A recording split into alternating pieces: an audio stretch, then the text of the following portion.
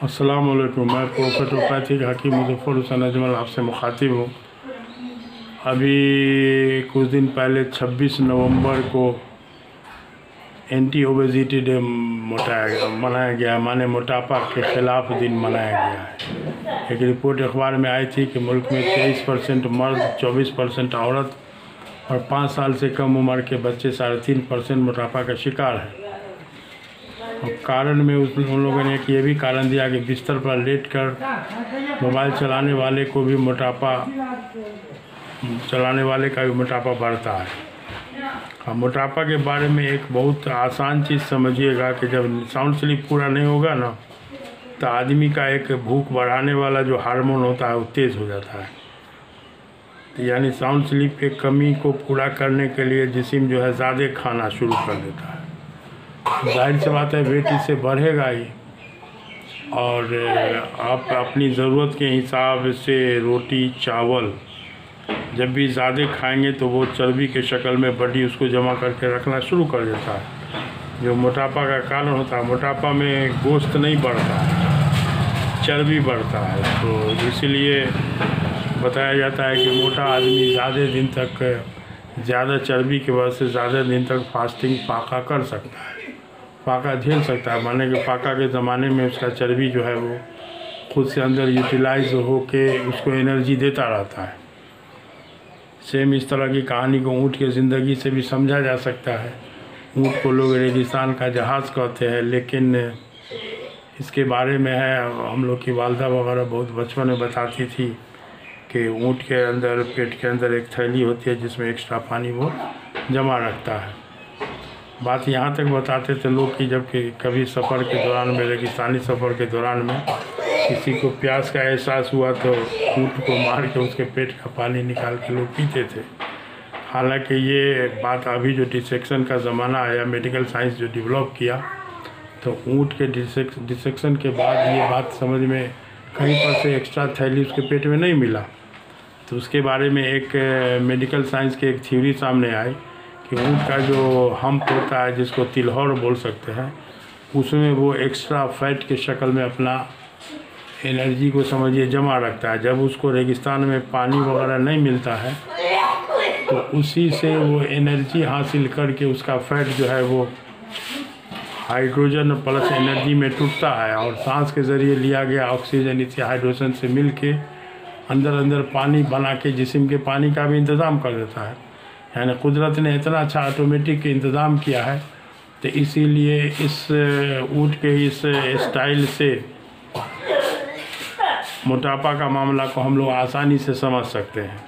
इसलिए मोटापा के इलाज में सबसे पहले जो होता है वो कार्बोहाइड्रेट पोषण, यानी रोटी चावल, सफ़ेद चीनी, आलू वगैरह की मकदार को कम करके, और इसके जगह पर जो है वो सलाद टाइप का, सब्ज़ी सलाद, फल के आइटम को बढ़ा के भी मोटापा को गैर महसूस तरीके से कम किया जा सकता है। बॉडी स्लिम हो सकता है, बल्कि होता भी है। इस तरह का थ्योरी हमने मोटापा के इलाज में कभी दिया भी है। अब फिर ज़रूरत के हिसाब से इंशाल्लाह फिर बतावेंगे। और मोटापा इतनी ख़तरनाक चीज़ है कि समझिए कि इसको बीमारियों का प्रवेश द्वार माने गेटवे बोला जा सकता है। अभी कुछ दिन पहले साइंस रिपोर्टर में एक न्यूज़ आया था कि अब जो हवाई कंपनी जो है वो मोटापा को, मोटा आदमी के लिए जो है वो टिकट में, एयर टिकट में एक्सेस एयर टिकट का चार्ज करने वाली है। चूँकि मोटे लोगों की वजह से जो हवाई जहाज़ पर लोड बढ़ता है, जिससे पेट्रोल का कंजम्पशन ज़्यादा होता है, जाहिर सी बात है कि उसको ज़्यादा मेहनत करना पड़ता है। तो इसीलिए वो लोग जो है वो मोटा आदमी के लिए कुछ ऐसा नॉर्म बनाने वाला है कि इस तरह का वेट के बाद वाला जो होगा तो अब उसको एक्स्ट्रा वो लोग चार्ज लेंगे टिकट में। तो बहरहाल मोटापा बड़ी ख़तरनाक चीज़ है। इसके बारे में हमने कभी एक बताया भी था कि मोटापा इसलिए भी ख़तरनाक है कि मरने के बाद तो किसी दूसरे के कंधा पर ही जाना है, तो उस वक्त लोग को कुफ्ती का एहसास न हो, उसके लिए भी अपने आप को स्लिम बन के रहना ज़रूरी है। इसलिए कि उस वक्त एहसास हमको तो नहीं होगा, लेकिन जो दूसरे लोग अगल बगल के जो इंतज़ाम करने वाले लोग, गुस्ल, कफन, दफन, बल्कि कब्रिस्तान ले जाने में लोग सबको एहसास होगा, बड़ी कुफ्ती का एहसास होगा। तो इसी नीयत से जो है जब दूसरे कंधे पर जाना है तो अपने मोटापा को थोड़ा सा कंट्रोल रखा जाए। और उसके लिए सबसे है कि बस सवेरे खाइए, साउंड स्लीप का मज़ा लीजिए, बहुत सारे आफत से बचे रहिएगा। एक बात ये भी है कि बॉडी में जब कैल्शियम की कमी होती है ना, तो सेल जो है वो फैट सेल को जमा करना शुरू कर देता है। कैल्शियम की कमी का मानी है कि उसकी पूर्ति के लिए आप जो है कोई अनट सनट इधर उधर नहीं, बल्कि पालक, हरी पत्तीदार सब्ज़ी वगैरह से, खजूर से, दूध वगैरह के सही इस्तेमाल से आप उसकी कैल्शियम का सही पूर्ति कर सकते हैं, जिससे आपका हड्डी हर उम्र के एतबार से आपका हड्डी कमज़ोर नहीं होगा। अभी एक बहुत ख़तरनाक मामला चल चुका है, ये जो पानी जो गांव-गांव में सप्लाई है, पीने वाला पानी, पता नहीं कौन ट्रीटमेंट किस तरह से इसका ट्रीट होता है, जिसके बारे में कुछ ऑर्थोपेडिक सर्जन वगैरह लोग जो है अब बोलना शुरू कर चुका है कि इससे जिस्म में कैल्शियम की कमी होने से हड्डी कमज़ोर हो रहा है। जाहिर सी बात है कि जो अब पानी फ़िल्टर करने वाला यूनिट सब, उसका नाम तो है लेकिन उस कंपनी का नाम लेना हमको सही नहीं लग रहा है। तो उसका जब भी फ़िल्टर को महीना, 2 महीना, 3 महीना पर साफ़ करने की नौबत आती है, तो आप देखिएगा कि उसमें से जो है वो कितना जो है कैल्शियम फेंकाता है। अल्लाह ताला ने बगैर मांगे हुए नेचुरली कुदरती तौर पर पानी में कैल्शियम वगैरह दिया था, जो मिनरल साल्ट वगैरह की आपके जिस्म को ज़रूरत है, और हम लोग अपने ज़्यादा काबिलियती में उसको बर्बाद करते हैं। तो इसलिए थोड़ा सा इस सब पर ध्यान दिया जाए। ट्यूबवेल और बोरिंग तो आम है, तो वैसी हालत में ट्यूबवेल का पानी लीजिए, कुछ पानी शुरू में थोड़ा सा गिरा दीजिए, तब उसके बाद पानी पीजिए। या समरसेबुल है तो बड़ी अच्छी बात है, समरसेबुल तो सुनते हैं 300 साढ़े 300 फीट नीचे रहता है, तो वैसी हालत में वो तो A1 पानी है, तो थोड़ा सा पानी शुरू का गिरा दीजिए, पाइप का पानी निकल जाएगा और नीचे का फ्रेश पानी आवेगा, तो उसका मज़ा इंशाल्लाह बहुत सही रहेगा और आपके लिए बहुत फ़ायदेमंद भी होगा। तो इस नियत से थोड़ी थोड़ी सी बात पर ध्यान दे के आप बहुत बड़े बड़े भयंकर मामला से बच सकते हैं, लेकिन इसकी अहमियत को देना होगा। इसको यूं ही छोड़ देने से, आजकल हमने अपने गांव में भी देखा कि अब पानी ख़रीद के बोतल में, जो 20 लीटर वाला बोतल में पानी आता है, वो एक फ़ैशन के तौर पर लोग उसको बोलते हैं कि हम भी तो वही बोतले वाला पानी पिए हुए, हम इधर उधर कहाँ को चल लेते हैं पानी। तो ये सब जहालत है बहुत बड़ा, और बड़ी आसान और कीमती चीज़, जिस्म के लिए बहुत ज़रूरी चीज़ थी, जिसको बचाया जाए। तो इसके लिए बस वही है, मोटर या ट्यूबवेल का पानी को थोड़ा सा गिरा के तब उसे पी सकते हैं, कोई दिक्कत की बात नहीं है। तो अब यह इस तरह से कैल्शियम की पूर्ति भी जिस्म में हो सकती है। और साउंड स्लीप जो है ना, बहुत सारे आफत के लिए से बचाने के लिए ज़रूरी है, इसलिए पूरे जिस्म का मरम्मत जो होता है ना, जितना भी टिश्यू सेल वगैरह जो टूट फूट होता है कोई भी काम करने की वजह से, तो उसका मरम्मत जो होता है वो अल्लाह ताला नींदे में उसके मरम्मत को दाखिल किए हुए हैं। तो इसीलिए कुरान की आयत एक पाठ भी है, वजअलना नौमकुम सुबाता, मैंने रात आपके आराम के लिए बनाया। तो इसमें जो है पूरा जिस्म की मरम्मत भी, टूट फूट का मरम्मत भी रोज़ाना के मामला में हो जाता है। इसलिए देखिएगा कि जब नींद पूरा नहीं होता है, कहीं सफ़र में गए या कोई ट्रेन का सफ़र या बस का सफ़र, तो उसके पास पूरा बॉडी तोड़ फोड़ किए रहता है, और उसकी पूर्ति सिवाय नींद के दूसरा कोई मामला नहीं है जिसके ज़रिए आप उसको पूरा कर सकें।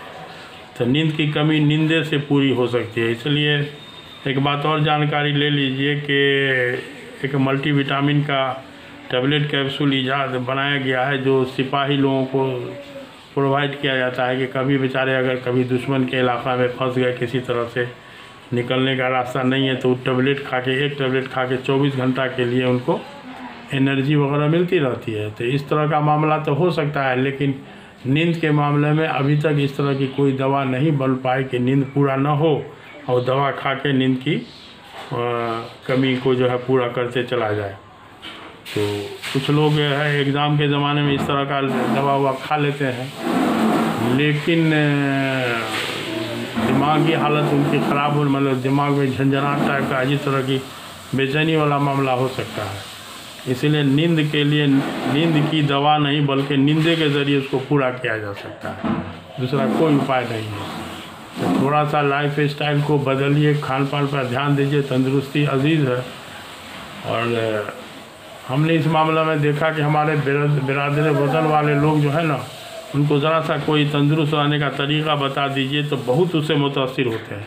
इसलिए हमारी किताब जो है हिंदी में जो हमने उसका ट्रांसलेशन करवाया, तो उसका हिंदी लोगों में बड़ा अच्छा, लोगों से बड़ा अच्छा रिस्पांस मिला। और उर्दू में रिस्पांस नहीं मिला था, इसलिए दिल टूट गया। इसलिए उर्दू का दूसरा एडिशन अब नहीं छपवाना है हमको। उर्दू एडिशन ख़त्म हो चुका है। उसमें यह था कि मुसलमान के बारे में है कि बद परहेज़ी खूब करेंगे, मैं जो करिए अल्लाह ताला करिए। हालांकि परहेज़ सुन्नत है। अगर आप परहेज़ उस नियत से करते हैं तो आपको सुन्नत को ज़िंदा करने का सवाब भी मिलता है। और एक सुन्नत को ज़िंदा करने का सवाब 100 शहीद के बराबर रहती है। इसकी थोड़ा सा अहमियत को समझेंगे तभी होगा, और नहीं समझेंगे तो फिर इस तरह से चल रही ज़िंदगी टेढ़ा बकरा जैसे चलने दिया जाए। मौत तो बहुत सबसे बड़ी सच्चाई है, लेकिन एक मौत होता है कि थोड़ा सा इत्मीनान से आरामदह मौत है। एक होता है कि बेचैनी वाली मौत। तो किसी कैंसर के मरीज़ के तकलीफ़ को देख के आप अंदाज़ लगा सकते हैं। और नींद की कमी से कैंसर भी होता है, तो इसीलिए बहुत सारा चीज़ है।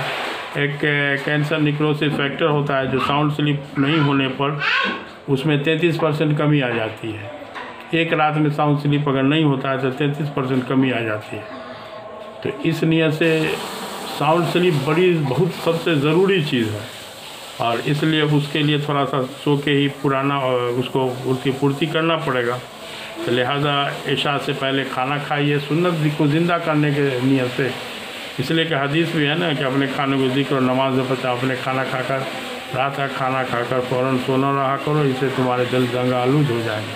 तो हदीस को ज़िंदा करने का नियत कीजिए, सवाब भी उठाइए। तो ठीक है, तो खुदा हाफिज़।